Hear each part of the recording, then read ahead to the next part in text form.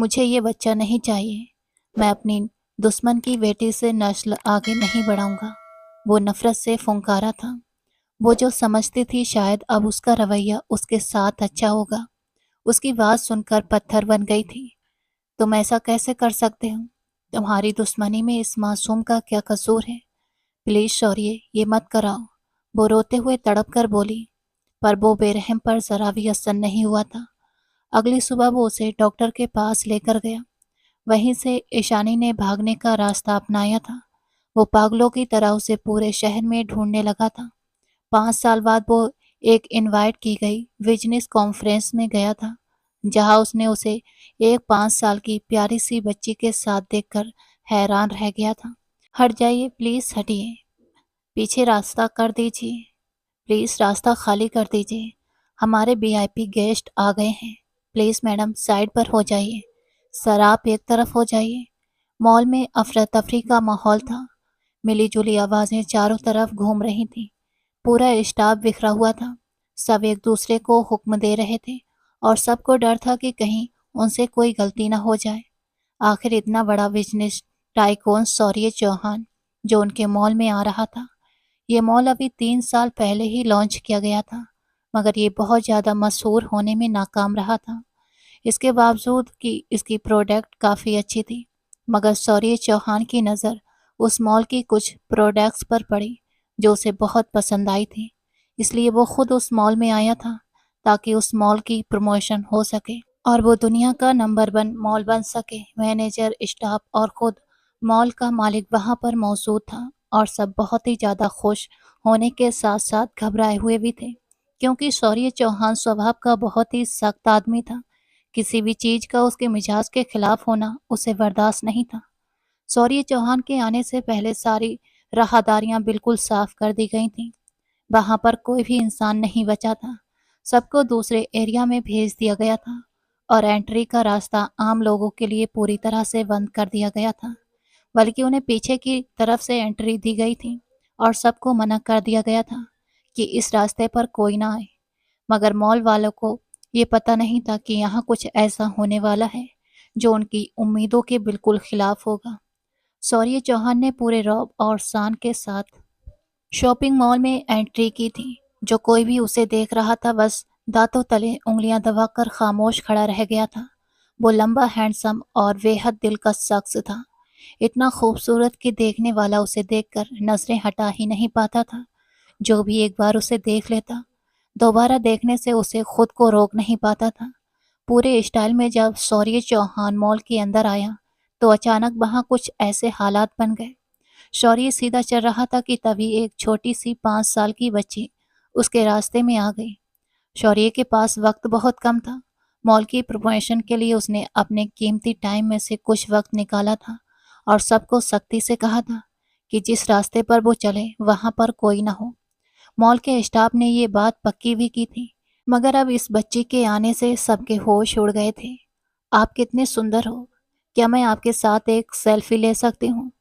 बच्ची ने अपनी मीठी सी तोतली आवाज में बड़े ही कॉन्फिडेंस से कहा था। शौर्य ने अपने काले सनग्लासेस उतारे और वोहें चढ़ाकर उस बच्ची की तरफ देखा। बच्ची का चेहरा इतना मासूम और प्यारा था, शौर्य का दिल एक पल को धड़क उठा था। उसे उस छोटी सी बच्ची से अजीब सा लगाव महसूस हुआ और फिर सबने देखा कि लाखों लोगों को अपनी बातों से डराने वाला सख्त मिजाज शौर्य चौहान घुटनों के बल नीचे बैठकर उस छोटी सी बच्ची के साथ सेल्फी ले रहा था। शौर्य को बच्चों से कोई दिलचस्पी नहीं थी, बल्कि उसे बच्चों से काफी चिढ़ थी। पता नहीं क्यों जो पहले बच्चों से बहुत प्यार करता था, अब उन्हें देखना भी पसंद नहीं करता था। लेकिन आज कई सालों बाद सबने शौर्य को एक बच्ची के साथ मुस्कुराते हुए सेल्फी और नर्म दिल के साथ पेश आते हुए देखा था। वरना तो वो अपने भतीजे भतीजियों को भी डांट देता था और उन्हें अपने कमरे में आने नहीं देता था। हाय ब्यूटीफुल, तुम्हारा नाम क्या है? उसने बच्ची का गाल प्यार से खींचते हुए पूछा और साथ ही उसके बालों पर हाथ फेरा। उस छोटी सी बच्ची के बाल उसकी उम्र के हिसाब से काफी लंबे थे, जो कंधों के नीचे तक आ रहे थे। ऊंची पोनी टेल में बंधे बालों के साथ वो और भी ज्यादा प्यारी लग रही थी। उसकी गुलाबी फ्रॉक उसके गोरे रंग से मेल खा रही थी गाल पर बना छोटा सा तिल देखकर शौर्य चौहान के दिल में पुरानी यादें ताजा हो गई थीं। उसने एक पल को आंखें बंद की और फिर मुस्कुराते हुए बच्ची की तरफ देखा। माई नेम इज अना, बच्ची ने अपनी मीठी तोतली आवाज में कहा और आगे हाथ बढ़ा दिया। शौर्य मुस्कुराते हुए उसका हाथ पकड़ ही रहा था कि तभी अचानक एक औरत वहां आ गई। सॉरी सर, माफ कर दीजिएगा। ये बच्ची हाथ छुड़ाकर भाग कर आ गई थी और आपके सामने आ गई। औरत ने घबराकर कहा, आओ बेटा चलो यहाँ से। नो नैनी, मुझे अपना इंट्रोडक्शन देना है इन्हें, बच्ची ने जिद भरे अंदाज में कहा। मगर नैनी ने उसका हाथ पकड़कर उसे अपनी तरफ खींच लिया। शौर्य चौहान बस उसे देखता ही रह गया था। जब बच्ची ने जाते जाते मुस्कुराकर उसे देखा तो अपना नाम बताया था, तो वो पल भर उसकी सोच में डूब गया था। आई एम सॉरी सर, बच्ची है, डांट भी नहीं सकते, आप बुरा मत मानिए। मॉल का मालिक घबरा कर आगे आया था। शौर्य को एक पल लगा अपनी दुनिया में वापस आने में। उसने खुद को फिर से अपने सख्त खोल में बंद कर लिया था। सीधा खड़ा हुआ, सनग्लासेस आंखों पर लगाया और मैनेजर की ओर आगे बढ़ने का इशारा किया। उसके चेहरे की मुस्कान फिर से गायब हो गई थी और वही पुराना ठंडापन लौट आया था जो सालों से उसका हिस्सा बन चुका था। कुछ मिनटों तक वो मॉल के अलग अलग हिस्सों में घूमता रहा। मीडिया वाले उसकी तस्वीरें लेते रहे। फिर वो मॉल से बाहर निकल गया, क्योंकि इतनी सारी दुकानों में घूमने के बाद भी फिर से वो बच्ची दोबारा से नजर आ नहीं आई थी और उसका समय उसके लिए बेहद ही कीमती था।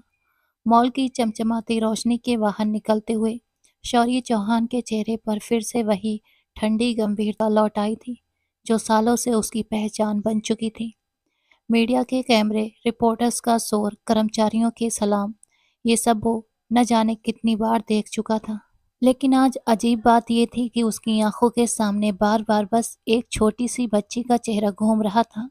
वही मासूम हंसी, वही साफ आंखें, वही निडर लहजा जिसने दुनिया के सामने सबसे बड़े बिजनेसमैन को रोकने की हिम्मत की थी। कार में बैठते वक्त भी वो एक पल को ठिठक गया था, जैसे कोई उसे अपनी ओर खींच रहा हो।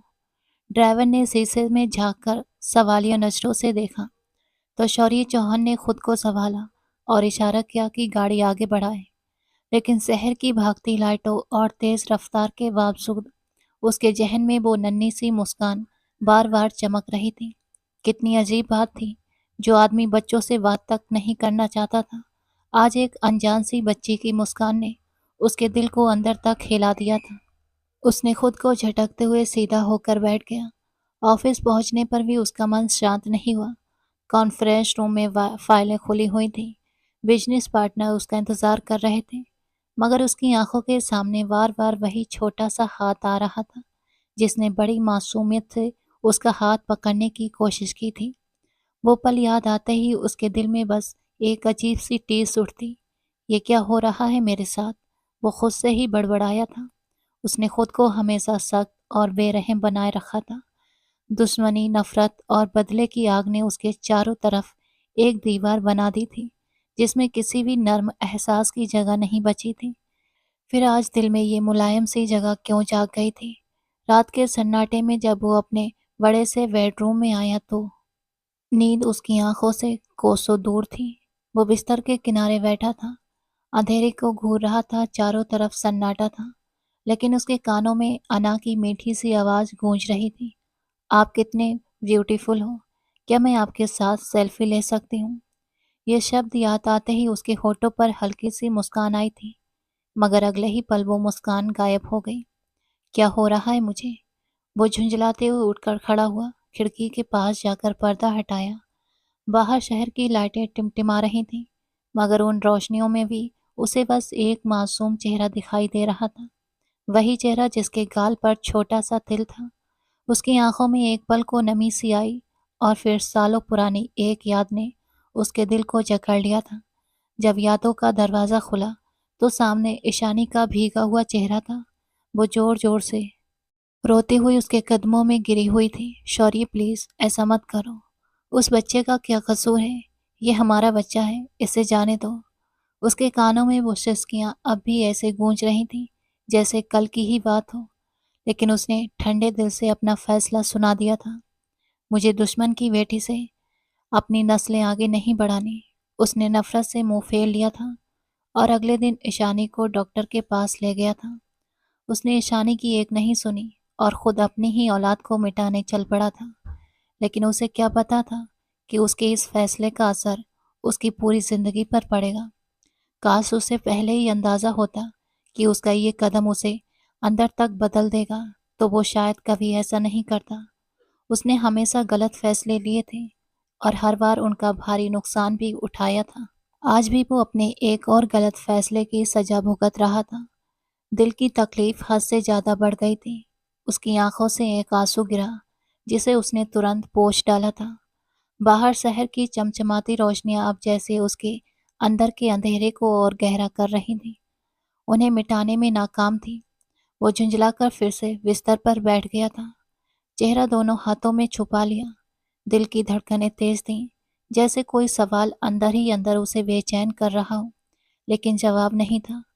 वो मानने को तैयार नहीं था कि कोई बच्चा उसके दिल को छू सकता है, लेकिन सच्चाई ये थी कि आज एक अनजान सी बच्ची की मुस्कान ने उसके दिल को झकझोर कर रख दिया था। रात बीतती रही, लेकिन नींद नहीं आई। कभी वो कमरे में टहलने लगता, कभी खिड़की के बाहर झांकता, कभी अपने ही हाथों को घूरता रहता। वो सख्त दिल बिजनेसमैन जिसे लोग बेरहम और पत्थर दिल कहते थे, आज एक मासूम अनजान बच्चे की याद में कैद होकर रह गया था। सुबह की पहली किरण कमरे में दाखिल हुई तो वो अब भी जाग रहा था। आंखों के नीचे हल्की सी सूजन आ गई थी। उसने आईने में खुद को देखा और एक पल को खुद ही चौंक गया। ये कैसा शौर्य है जो एक बच्चे के बारे में सोचते सोचते पूरी रात बिता दे, उसने खुद से कहा और गहरी सांस ली। उसने मन ही मन तय किया कि वो ये सब सोचकर खुद को कमजोर नहीं बनाने देगा। ये बस एक पल की ही बात थी, लेकिन दिल मानने को तैयार नहीं था। उसे पता था कि चाहे वो आज कितना भी काम में डूब जाए, अना की वो मासूम मुस्कान उसके दिमाग से मिट नहीं पाएगी। शौर्य का पूरा दिन कामकाज में गुजर गया। जब वो वापस आया तो मम्मा ने उसे अपने कमरे में बुला लिया था। वो थका हुआ था और किसी बहस के मूड में नहीं था, लेकिन मम्मा की बात टाल भी नहीं सकता था। धीरे से जाकर उनका दामन थाम लिया और सिर उनकी गोद में रख लिया था। उसकी मम्मा ने प्यार से उसके सिर पर हाथ फेरा और बोली, कब तक खुद को इस सख्त खोल में बंद रखोगे बेटा? जो बीत गया है उसे भूल जाओ। मेरी खातिर ही सही, अब अपना घर बसा लो, शादी कर लो। बदले और नफरत में कुछ नहीं रखा होता। भगवान के फैसले में दखलंदाजी नहीं करते बेटा। उन्होंने नम आंखों से शौर्य की तरफ देखा। शौर्य की एक छोटी सी बच्ची के साथ फोटो सोशल मीडिया और अखबारों में छपी थी, जिसे देखकर उसकी मम्मा के दिल में उम्मीद की किरण जागी थी। शौर्य ने दर्द भरी सांस ली और आंखें बंद कर ली। कैसे भूल जाऊं माँ? मैं कुछ भी नहीं भूल सकता। सब कुछ मेरे अंदर जिंदा है। मैं भी चाहता हूँ सुकून से जीना, हम आम लोगों की तरह बेफिक्र रहना, मगर मेरा दिमाग मुझे चैन नहीं लेने देता। हर वक्त कोई ना कोई याद दिल में चुभती रहती है। माँ, भगवान से प्रार्थना करें कि मुझे सुकून मिल जाए। जब तक मेरा बदला पूरा नहीं होता मुझे आराम नहीं मिलेगा, उसने आंखें बंद किए हुए कहा। उसकी माँ ने धीरे से उसके बालों में हाथ फेरना शुरू किया। शौर्य को कुछ सुकून सा महसूस हुआ और वो उसी हालत में अपनी माँ की गोद में सो गया था। उसकी माँ उसके चेहरे को देखकर उदास हो गई थी। कितना खूबसूरत था मेरा बेटा, और कैसे खुद को बर्बाद कर लिया। उन्हें याद आया कि कभी वो कितना हंसमुख, शरारती और खुशमिजाज था। उनकी आंखों से आंसू निकल पड़े और वो भगवान से अपने बेटे की शांति और सुकून के लिए प्रार्थना करने लगी थी। उन्हें क्या पता था कि अब उनकी प्रार्थना पूरी होने वाली है और शौर्य चौहान की जिंदगी पूरी तरह से बदलने वाली है। शौर्य, चलो, मुझे चॉकलेट दिला दो, गोलगप्पे भी खाने हैं और फिर आइसक्रीम भी, और हाँ, एक बड़ी सी सेवन अप भी, ताकि सब कुछ हजम हो जाए। अवनी ने मासूम आंखें टिमटिमाते हुए कहा था। शौर्य ने हैरान होकर उसकी तरफ देखा। इतना सब कुछ आज ही खाना है? उसकी आवाज में ऐसा ताज्जुब था जैसे वो सदमे से बेहोश हो जाएगा। अवनी ने उसे घूरते हुए कहा, हाँ जी, आज ही खाना है, तुम्हें क्या दिक्कत है? शौर्य ने तुरंत मुस्कुराकर कहा, मुझे कोई तकलीफ नहीं होगी।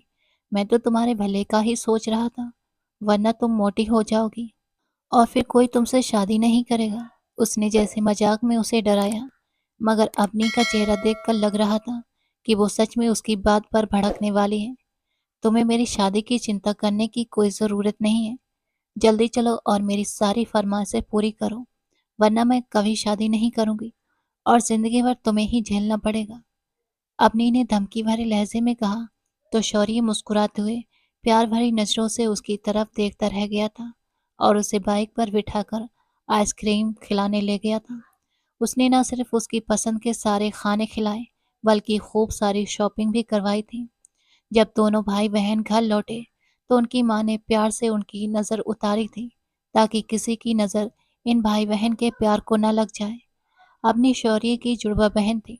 दोनों के बीच बहुत ही गहरा प्यार था, लेकिन दोनों हर वक्त झगड़ते भी रहते थे, एक दूसरे की चीजें छुपा लेते, लड़ते झगड़ते, फिर भी एक पल भी एक दूसरे से दूर नहीं रह सकते थे। अवनी अक्सर शौर्य की पसंद की चीजें खा जाती और उसे अपनी माँ के पास बैठकर लाड़ प्यार भी नहीं करने देती थी। वो ये सब उसे छेड़ने के लिए करती थी और शौर्य भी ये बात अच्छी तरह जानता था।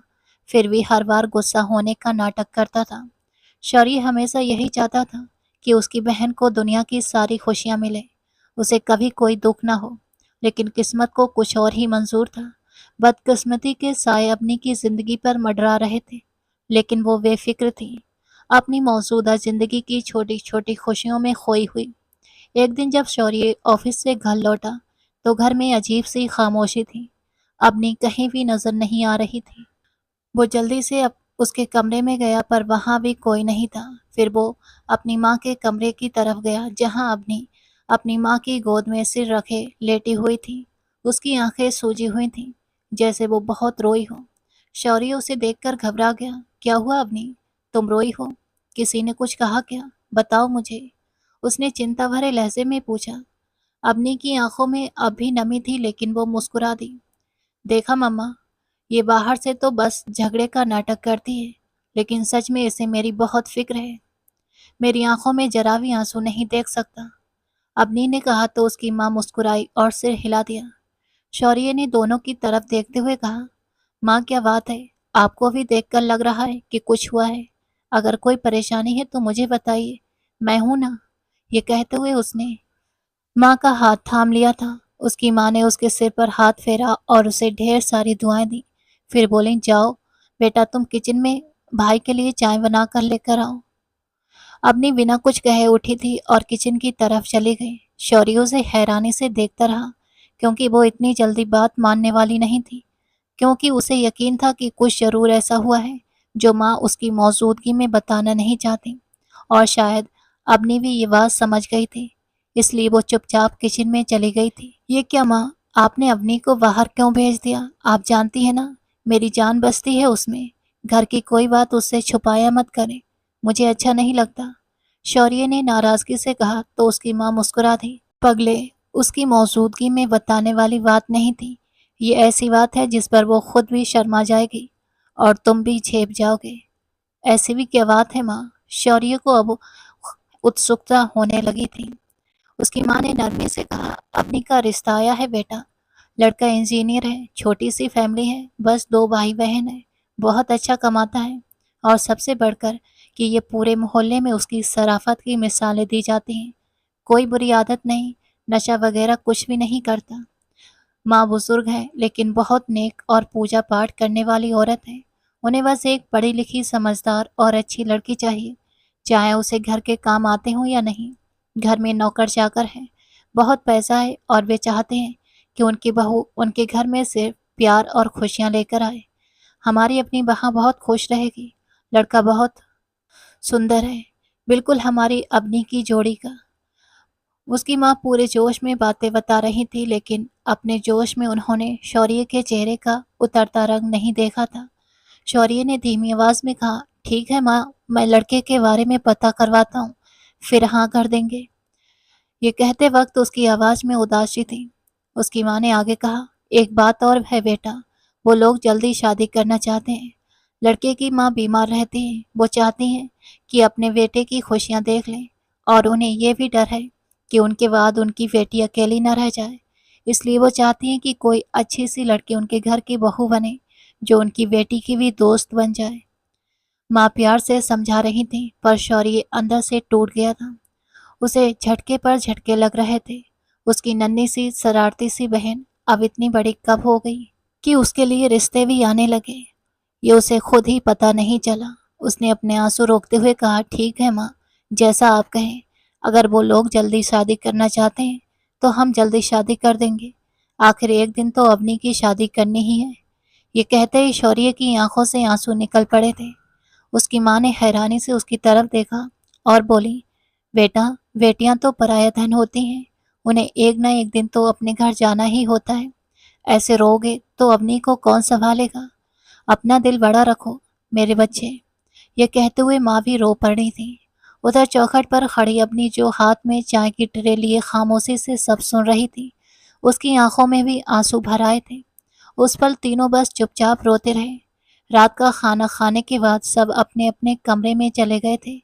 आज सब अपने अपने ख्यालों में खोए हुए थे। शौर्य अपनी बहन अवनी के बारे में सोच रहा था। वो चाहता था कि उसे जिंदगी की सारी खुशियां मिले। उसे ऐसा पति मिले जो उससे बहुत प्यार करे, उसे फूलों की तरह संभाले। जैसा उसने हमेशा अपनी बहन को हर दुख से बचाया था, वैसे उसका ससुराल भी उसे प्यार करे और कोई तकलीफ न दे। उसकी माँ भी पूरी रात जाग कर बैठी अपनी बेटी की खुशियों के लिए दुआएं कर रही थी। अपनी दोनों की लाडली थी, माँ की भी जान और भाई की भी। रिश्ता अभी तय भी नहीं हुआ था, लेकिन दोनों को उसके आने वाली जिंदगी को लेकर अजीब सा डर लग रहा था, जैसे दिल पहले से ही कुछ महसूस कर चुका हो। अपनी रात देर तक जागती रही, वो आसमान के तारों को देखती रही। उसके दिल में एक अजीब सी खुशी थी, लेकिन साथ ही थोड़ा सा दर्द भी था। कभी वो मुस्कुरा देती कि वो दुल्हन बनेगी, सब उसे कितना प्यार करेंगे, और कभी उसकी आंखों में आंसू आ जाते कि ये घर, ये कमरा, ये सब यादें पीछे छूट जाएंगी। वो खुद को समझाती रहती कि हर लड़की को एक दिन ये सफ़र तय करना होता है, लेकिन दिल मानने को तैयार नहीं था। सुबह जब धूप कमरे में आई तो उसने आईने में खुद को देखा। मन ही मन बोली, अब मैं सच में बदलने वाली हूँ। ये सोचकर उसके चेहरे पर हल्की सी मुस्कान आई, जैसे कोई नई दुनिया उसके लिए खोल रही हो। लेकिन अगले ही पल दिल भर आया था, क्योंकि उस नई दुनिया की कीमत उसे अपने मायके को छोड़कर चुकानी पड़ेगी। दोपहर में उसकी माँ उसके पास आई और बोली, बेटी, आज तुम बहुत थकी हुई लग रही हो। अवनी ने मुस्कुराते हुए कहा, नहीं माँ, मैं बस सोच रही थी। उसकी माँ ने उसके सिर पर प्यार से हाथ फेरा और बोली, बेटी, ये सोचने के पल हर लड़की की जिंदगी में सबसे कीमती होते हैं। हर माँ चाहती है कि उसकी बेटी का नसीब अच्छा हो, और मेरे दिल को हमेशा लगता है कि तुम्हारा नसीब बहुत रोशन होगा। अवनी ने माँ की बात सुनकर दिल से सुकून महसूस किया, लेकिन आंखों में हल्की सी नमी आ गई थी। उसने जल्दी से चेहरा दूसरी तरफ कर लिया ताकि माँ को पता न चले। तभी शौर्य कमरे में आया और बोला, माँ, आप इसे क्या ज्ञान दे रही हैं? इसे तो खुश होना चाहिए, लेकिन इसके चेहरे पर तो ऐसे भाव हैं जैसे दुनिया का सारा बोझ उठा रखा हो। अवनी ने नाराज होकर कहा, आपको तो बस मेरा मजाक उड़ाने की आदत है। शौर्य हंसकर बोला, हाँ है, और ये आदत कभी नहीं जाएगी, चाहे तुम इसी घर में रहो या शादी करके चली जाओ। फिर उसने मजाक के लहजे में कहा, और हाँ, शादी के बाद तुम्हारे नए घर वाले तुम्हें संभाल भी पाएंगे या नहीं, क्योंकि यहाँ तो दिन रात तुम्हारी जिदें और नखरे मैं झेल लिया करता हूँ। अपनी हल्की सी मुस्कान के साथ बोली, भाई, मेरे जाने के बाद आपको तो अब सुकून मिल जाएगा ना। अब आपको कोई तंग नहीं करेगा, ना आपकी पसंद की मिठाई पहले खाकर खाली डिब्बा छोड़ेगा, ना आपकी किताबों में रंग भरेगा, और ना ही आपके कपड़े छिपाकर आपको परेशान करेगा। शौर्य ने नकली गंभीरता से कहा, हाँ, ये सब नहीं होगा तो मेरा दिल भी खाली हो जाएगा और कमरा भी सूना लगने लगेगा। फिर अचानक उसने बहन की तरफ तकिया खींच कर मारा और बोला, लेकिन अभी तो तुम हो, और जब तक तुम हो मुझे तंग करना बंद मत करना। ये सुनते ही अवनी ने तकिया वापस छीना और भाई पर दे मारा था। दोनों के बीच हंसी मजाक शुरू हो चुका था। कभी अवनी भाग कर दरवाजे तक जाती, कभी शौर्य उसे पकड़कर वापस लाता। दोनों की हंसी की आवाज पूरे कमरे में गूंज गई थी। उसकी माँ दरवाजे पर खड़ी ये नजारा देखकर मुस्कुरा रही थी। उनके दिल को सुकून मिला कि विदाई की उदासी के साथ ये खुशियां भी अवनी के दिल में बसी रहेंगी। शाम के वक्त जब सब लोग खाने पर बैठे तो अपनी के दिल में एक अजीब सी शांति थी।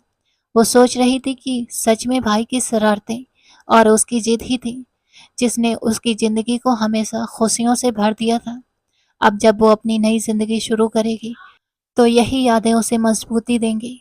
खाने के बाद जब सब अपने कमरे में चले गए तो शौर्य फिर से अपनी बहन के कमरे में गया और बोला, अपनी एक बात सुनो, जब तुम इस घर से चली जाओगी तो मैं ये कमरा बिल्कुल ऐसे ही रखूंगा जैसे आज है। न इसकी चीजों को छेड़ूंगा, न इसकी खुशबू को मिटने दूंगा, ताकि जब तुम वापस आओ तो लगे ही नहीं कि तुम कभी गई थी। अवनी ने भाई की बात सुनकर अपनी आंखों में आए आंसू छुपा लिए और मुस्कुराते हुए बोली, भाई आप हमेशा ऐसे ही रहेंगे ना? मुझे कभी अकेला महसूस तो नहीं होने देंगे? शौर्य ने उसका हाथ अपने हाथों में लेते हुए कहा, ये कैसे हो सकता है अवनी? तुम मेरी जान हो, तुम्हारे बिना मैं खुद को अधूरा समझता हूँ। तुम जहाँ भी जाओगी मेरा दिल हमेशा तुम्हारे साथ रहेगा।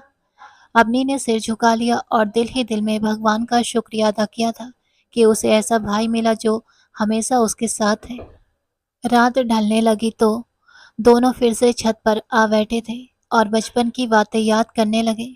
कभी शौर्य बताता कि कैसे वो बचपन में खेल में हार जाता था तो अपनी उस पर हंसती थी, और कभी अपनी याद दिलाती कि कैसे उसने एक बार मम्मा के सामने भाई पर इल्ज़ाम लगाया था कि उसने खिलौना तोड़ा है, जबकि असल में उसने खुद तोड़ा था।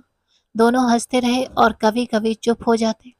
उन पलों में अवनी को महसूस हुआ कि जुदाई का दुख जरूर होगा, लेकिन उसके साथ एक नई खुशी भी है, और यही खुशी उसे और आगे बढ़ने की हिम्मत दे रही है।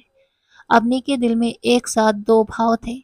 एक तरफ खुशी थी कि वो एक नया सफर शुरू करने वाली है, एक नया घर पाएगी जहां उसे इज्जत और प्यार मिलेगा, और एक नया रिश्ता उसकी जिंदगी को पूरा कर देगा। दूसरी तरफ वो उदास भी थी, जो हर बेटी को महसूस होती है जब उसने अपना घर, अपना बचपन और अपनी सारी यादें पीछे छोड़नी पड़ती हैं। यही दोनों एहसास उसके चेहरे पर एक साथ मुस्कान और आंसू लेकर आए थे, और वो जानती थी कि ये सारे पल हमेशा उसके दिल में बस जाएंगे। दिन और भी जल्दी से बीतने लगे और अवनी का रिश्ता अर्जुन ठाकुर से तय हो गया था। 1.5 महीने के अंदर ही वो मिसेज ठाकुर बनकर उसके घर विदा होकर चली गई थी। लेकिन अर्जुन का बर्ताव उसके साथ बहुत ही अजीब था। वो उसके करीब तक नहीं आता था। शादी की पहली रात थी। उसने अवनी को नजरअंदाज करते हुए दूसरे कमरे में जाकर सो गया था, जबकि अवनी सजी धजी उसके इंतजार में चुपचाप बैठी रही। मगर अब वो अपनी माँ या भाई को परेशान नहीं करना चाहती थी। वो जानती थी कि उनकी जिंदगी में उनकी कितनी अहमियत है, इसलिए उसने सब कुछ चुपचाप सह लेना ही बेहतर समझा था। वो सबके सामने खुश रहने का दिखावा करती रही, लेकिन अंदर ही अंदर टूटती जा रही थी। अर्जुन का रवैया दिन ब दिन और भी बुरा होता जा रहा था। फिर एक दिन अवनी को पता चला कि अर्जुन उसे चाहता ही नहीं था। वो किसी और से दीवानों की तरह प्यार करता था। अवनी को तो बस घर के कामों के लिए उसकी दुल्हन बनाया गया था। यह सुनकर अवनी जैसे पत्थर की हो गई थी। उसकी जुबान सूख गई थी। वो कुछ बोल ही नहीं पाई। उसकी तकलीफों का अंदाजा कोई लगा ही नहीं सकता था। वो दिन रात चुपचाप घर के काम करती रही। उसकी ननद ईशानी ही थी जो उसे हिम्मत देती और उसका साथ देती। वो शुरू से ही इस शादी के खिलाफ थी, लेकिन उसकी माँ ने उसकी बात नहीं मानी थी। जैसे अवनी के घर वालों को बताया गया वैसा कुछ भी नहीं था। उस घर में सिर्फ ईशानी ही अच्छी थी, जो हर वक्त कोशिश करती कि अवनी को कम से कम तकलीफ हो, वरना बाकी सब तो अपने तानों और बातों से उसका दिल छन्नी कर देते थे। यहाँ तक कि सास भी ताना मारती थी कि इतनी खूबसूरत होकर भी अपने पति का दिल नहीं जीत सकी। अपनी बस चुपचाप सह लेती थी। जो लड़की अपने घर की लाडली थी, उसे कैसी कैसी तकलीफें देखने को मिली। उसने कभी सोचा भी नहीं था कि उसकी जिंदगी ऐसे मोड़ लेगी। उसे हमेशा लगता था कि जैसे अपने घर में सबका प्यार उसे मिला, वैसे ही ससुराल में भी मिलेगा। लेकिन सब कुछ उल्टा हो गया था। अर्जुन की बेरुखी ने उसे अंदर से तोड़ दिया था, और जिस दिन अर्जुन ने दूसरी शादी की, उस दिन अवनी पूरी तरह से गुमसुम हो गई थी। दुख उसके अंदर जहर बनकर फैल गया था। उसे न जाने कौन कौन सी बीमारियां लग गई। उसने अपनी तकलीफ किसी से नहीं कही। जब भी उसकी माँ और शौर्य उससे बात करते तो उन्हें उसकी आंखों में छुपा दर्द महसूस होता, लेकिन हर बार वो मुस्कुराकर कहती, मैं ठीक हूँ, बहुत खुश हूँ। और फिर शादी के सिर्फ 1 साल बाद अर्जुन की बेवफाई और दर्द से टूटकर अवनी ने अपनी जान दे दी। ये खबर शौर्य और उसकी माँ के लिए किसी कयामत से कम नहीं थी। घर में हाहाकार मच गया था। उसकी माँ बार बार बेहोश हो रही थी और शौर्य, वो अपनी जिंदगी में पहली बार जोर जोर से रोया था। कितनी खुशियों से उसने अपनी लाडली बहन को विदा किया था, लेकिन ये नहीं जानता था कि सिर्फ 1 साल बाद ही वो उसकी एक झलक पाने के लिए भी तरस जाएगा। अपनी बहन के अंतिम संस्कार के बाद शौर्य चौहान घर लौटा। वो सीधा अवनी के कमरे में गया, जहां महिलाएं बैठकर बातें कर रही थीं। सब बोल रही थी कि अवनी ने कितनी तकलीफें सहकर ये सब किया था। ईशानी अपनी माँ को कोस रही थी। मैंने कहा था ना, भाभी को वापस भेज दो। आपने मेरी नहीं सुनी। अब देखो नतीजा, किसी ने अपनी जान गंवा दी। ईशानी की बातें सुनकर शौर्य चौहान संभल नहीं पाया और उसने एक बड़ा फैसला कर लिया। 3 महीने बाद उसने ईशानी से रिश्ते की बात की। ईशानी की माँ बहुत खुश हुई, तुरंत हाँ कर दी और ईशानी शौर्य चौहान की दुल्हन बनकर आ गई। लेकिन यहीं से ईशानी की तकलीफें शुरू हुई थीं। शौर्य चौहान ने उस पर जब जब जुल्म करना शुरू किया, न सिर्फ जवानी, मानसिक यातनाएं भी, बल्कि शारीरिक तंग करना भी। माँ उसको रोकती रहती, पर शौर्य चौहान कहता, जिस तरह अपनी तड़प तड़प कर मरी है, उसी तरह मैं ईशानी को भी तड़पाऊंगा। ईशानी की मासूमियत, अच्छाई और सुंदरता कुछ भी शौर्य चौहान पर असर नहीं कर पाई। ईशानी रो रो कर भगवान से दुआ मांगती रही। वही लड़की जो मासूम थी और बिना किसी गलती के सजा पा रही थी, अब वही वो सब सह रही थी। अर्जुन ठाकुर, जो ईशानी का भाई था, भी उसकी हालत देखकर काफी दुखी था। वो कई बार उसे अपने घर वापस ले जाना चाहता था, परेशानी मना कर देती। शायद वो अवनी के साथ हुई जाति का कोई छोटा सा बदला खुद पर उठाकर पूरा करना चाहती थी। शौर्य चौहान दिन ब दिन उसे और तंग करने लगा।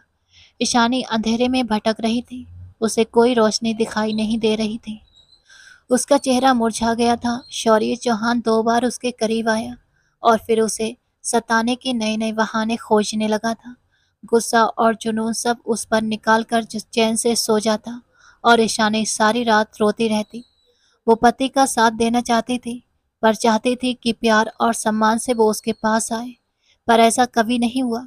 जब भी शौर्य चौहान उसके करीब आया, सिर्फ गुस्से में आया था। शादी के लगभग 7 महीने बीत चुके थे और ईशानी किसी उम्मीद के बिना जी रही थी। इतने अंधेरे के बीच पहली बार ईशानी को उम्मीद की एक हल्की सी किरण दिखाई दी थी। वो माँ बनने वाली थी। यही सोचकर उसकी खुशियों का ठिकाना नहीं रहा था। उसे लग रहा था जैसे वो जमीन पर नहीं बल्कि आसमान में उड़ रही हो। रात को जब शौर्य घर पर आया तो ईशानी ने खुशी से उसके गले लग गई थी। वो उसके सारे दुख, सारी तकलीफें भूल चुकी थी। उसे लगा कि अब जब वो माँ बनने वाली है, तो उसकी जिंदगी नई शुरुआत कर सकती है, जिसमें दोनों खुश रहेंगे।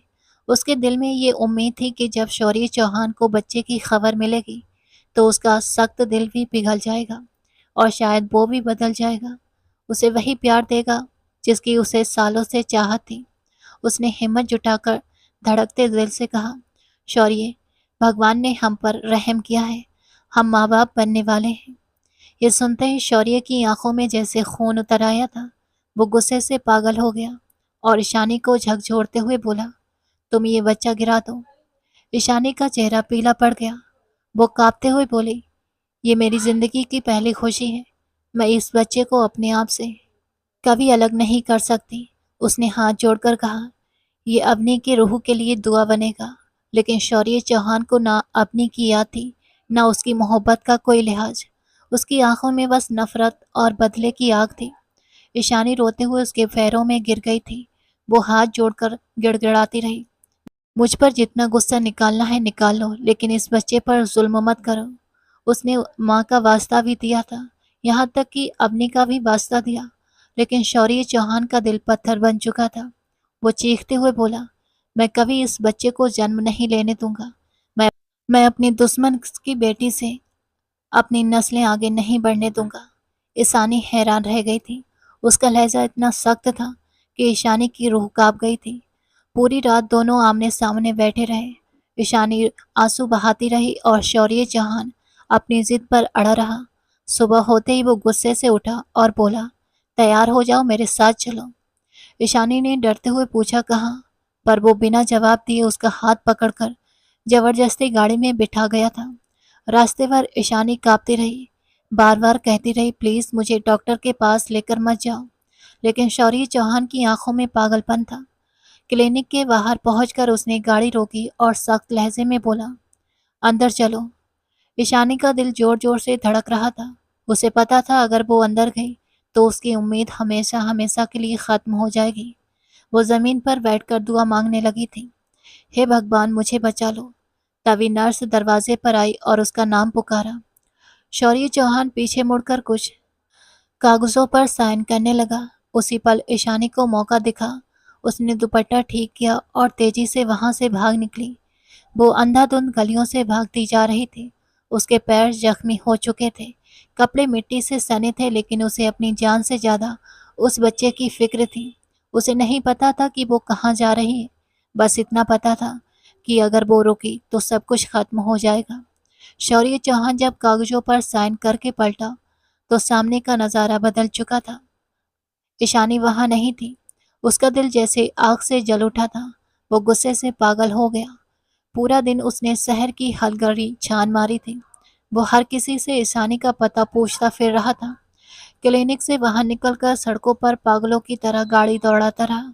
कभी पुलिस स्टेशन जाता तो कभी पुरानी गलियों में भटकता रहा। हर जगह उसकी तस्वीर दिखाता, लेकिन ईशानी कहीं नहीं मिली। शौर्य की आंखें खून से भर गई थीं। दिल में बेकाबू गुस्सा और बेचैनी बढ़ती जा रही थी। उसे यकीन नहीं हो रहा था कि ईशानी उसकी पकड़ से निकल सकती है। दूसरी तरफ ईशानी ने खुद को संभालते हुए एक पुराने मंदिर के कमरे में शरण ली थी। वहां एक बूढ़ी औरत ने उसे देखा और उसके चेहरे की घबराहट को समझ लिया। ईशानी ने कुछ नहीं कहा, लेकिन उसके आंसू सब कुछ कह गए थे। उस औरत ने उसे अपने पास बिठाया और कहा, बेटी भगवान पर भरोसा रखो। जो औरत माँ बनने वाली होती है उस पर तो भगवान भी अपनी कृपा जरूर कर देते हैं। ईशानी ने पहली बार अपने दिल में थोड़ी सी शांति महसूस की। इधर शौर्य देर रात तक सड़कों पर पागलों की तरह भटकता रहा। कभी दोस्तों को फोन करता, कभी क्लिनिक वालों को धमकाता कि कहीं ये सब उनकी तो साजिश नहीं है। लेकिन हर तरफ से उसे मायूसी ही मिली थी। अब उसे समझ आ गया था कि ईशानी सच में उसके हाथ से निकल गई है। उसके अंदर की आग और भड़क उठी थी। उसने कसम खाई कि वो जमीन के आखिरी कोने तक जाकर भी ईशानी को ढूंढ निकालेगा। लेकिन फिलहाल ईशानी उसकी नजरों से ओझल हो चुकी थी। रात को ईशानी मंदिर के उसी कमरे में बैठी दुआ मांग रही थी। उसने भगवान से प्रार्थना की कि उसके बच्चे को सलामत रखे। वो जानती थी कि आने वाले दिन मुश्किल हैं, लेकिन अब उसके दिल में हिम्मत और उम्मीद दोनों थी। उसे यकीन था कि जो औरत जुल्म से भागती है, भगवान उसे कभी अकेला नहीं छोड़ता। उसने अपने आंसू पोंछे और दिल ही दिल में ठान लिया कि जो हो जाए वो अपने बच्चे को इस दुनिया में जरूर लाएगी। ईशानी मंदिर के कमरे से निकलकर एक ऐसी जगह पहुंची जहां एक बुजुर्ग औरत ने उसे सहारा दिया। वो औरत अनाथ लड़कियों के लिए एक छोटे से घर की देखभाल करती थी। उसने ईशानी को अपने पास रख लिया, उसके जख्मों पर मरहम लगाया और उसके दर्द को समझने की कोशिश की। ईशानी दिन रात भगवान से प्रार्थना करती रहती कि उसका बच्चा सही सलामत इस दुनिया में आ जाए। वक्त बीतता गया, 9 महीने गुजर गए।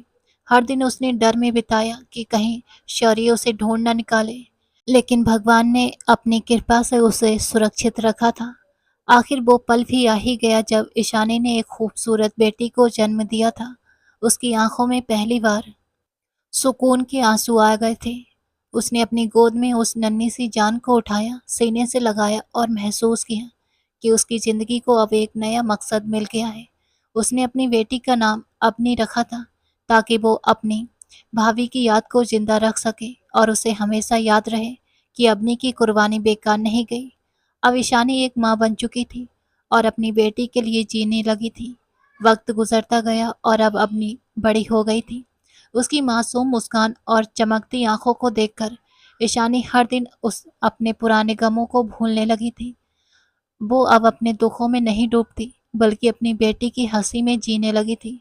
उसने मेहनत मजदूरी शुरू की, कपड़े सीती, कभी आसपास के बच्चों को ट्यूशन पढ़ाती, पर वो अपनी बेटी को कभी ये महसूस नहीं होने देती कि उसके पास कुछ कम है। 5 साल ऐसे ही गुजर गए।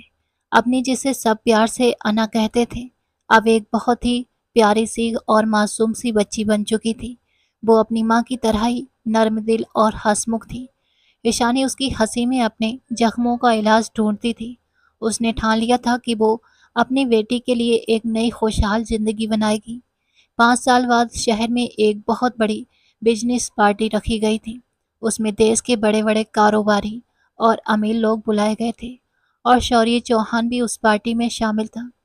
उसने इन सालों में अपना कारोबार तो बढ़ा लिया था, लेकिन उसके अंदर का खालीपन और बढ़ गया था। बाहर से सब कुछ था, लेकिन अंदर से वो टूट चुका था। उसे हर पल ये एहसास रहता कि उसने अपनी जिंदगी की सबसे कीमती चीज को खो दिया है। पार्टी अपने पूरे शबाब पर थी। रंग बिरंगी लाइटों और शोर के बीच शौर्य की नज़र अचानक ही एक नन्ही सी बच्ची पर जाकर ठहरी। वो सफ़ेद फ्रॉक में किसी परी जैसी लग रही थी। उसकी हंसी और मासूमियत ने शौर्य का दिल हिला दिया था। वो बच्ची बिल्कुल उसी पुरानी यादों जैसी लग रही थी। तभी किसी ने उसका नाम पुकारा, अना। ये सुनते ही शौर्य चौहान के कदम ठिठक गए। वो हैरान होकर उस बच्ची को देखने लगा। तभी उसकी नज़र एक जानी पहचानी सूरत पर पड़ी थी। वो ईशानी थी, वही ईशानी जिसे वो सालों पहले अपनी नफरत और गुस्से में मिटा देना चाहता था। लेकिन आज वो उसके सामने थी, शांत, मजबूत और एक माँ की ममता से भरी हुई। उसके चेहरे पर सुकून और गरिमा झलक रही थी, और उसके पास खड़ी अना मासूमियत की मिसाल लग रही थी। शौर्य चौहान के दिल पर एक साथ खुशी और पछतावे का सैलाब उमड़ पड़ा था। उसके कदम कांप रहे थे जब वो ईशानी और अना की तरफ बढ़ा। जैसे ही वो पास पहुंचा, अना ने मासूमियत से मुस्कुराते हुए कहा, मम्मा, ये तो वही शौर्य अंकल हैं जिनके बारे में मैं आपको बताती थी, जिनसे हम मॉल में मिले थे। ईशानी का दिल जोर से धड़कने लगा। उसने तुरंत अपनी बेटी को सीने से लगा लिया। शौर्य उसके सामने आकर रुक गया। उसकी आंखों से आंसू बहने लगे थे। वो धीरे से घुटनों के बल बैठ गया। सब लोगों के सामने उसने झुककर ईशानी के पैर पकड़ लिए और कांपती आवाज में कहा, मुझे माफ कर दो। मैंने तुम्हारे साथ बहुत बुरा किया, बहुत जुल्म किए, लेकिन अब मैं बहुत शर्मिंदा हूँ। मेरे हर एक काम का पछतावा मुझे अंदर से तोड़ रहा है। वो रोते हुए बोला, मैंने सालों तक खुद को जलाया है, इस बात से कि मैंने तुम्हें सिर्फ नफरत से नहीं बल्कि प्यार से भी देखा था, मगर मैं उस प्यार को कभी मान नहीं पाया। मैंने अपनी मोहब्बत को हमेशा गुस्से का नाम दिया। उसकी आवाज़ भर गई थी। मैंने जितना तुम्हें सताया था, उसका हर पल मेरी रूह को जलाता रहा। आज मैं तुम्हारे पैरों में हूँ। चाहो तो मुझे ठुकरा दो, लेकिन एक मौका दे दो, ताकि मैं तुम्हारे और अपनी बेटी के साथ नई जिंदगी शुरू कर सकूं। ईशानी की आंखों से आंसू झरझर गिरने लगे थे। उसने कभी नहीं सोचा था कि ऐसा भी दिन आएगा। उसके सामने आज एक बदला हुआ शौर्य चौहान खड़ा था। वही शौर्य चौहान जो उसकी उम्मीदों को रौंद देता था, आज उसी के पैरों में बैठा माफी मांग रहा था। तभी अना ने अपने छोटे छोटे हाथों से दोनों के हाथ थाम लिए और मुस्कुराकर बोली, मम्मा, अब रोना बंद कर दो ना। अना की मासूमियत ने माहौल बदल दिया था। ईशानी के दिल की कड़वाहट धीरे धीरे पिघलने लगी थी। उसने अपने दिल को समझाया कि जो इंसान अपनी गलती मानकर झुक जाए, वो सच में बदल जाता है। उसने कांपते हुए हाथों से शौर्य को उठाया और कहा, मैं तुम्हें माफ करती हूँ। शौर्य की आंखों में आंसू फिर से निकल आए थे। वो ईशानी के माफ करने पर दिल से आभारी था। उसने अना को अपनी गोद में उठा लिया।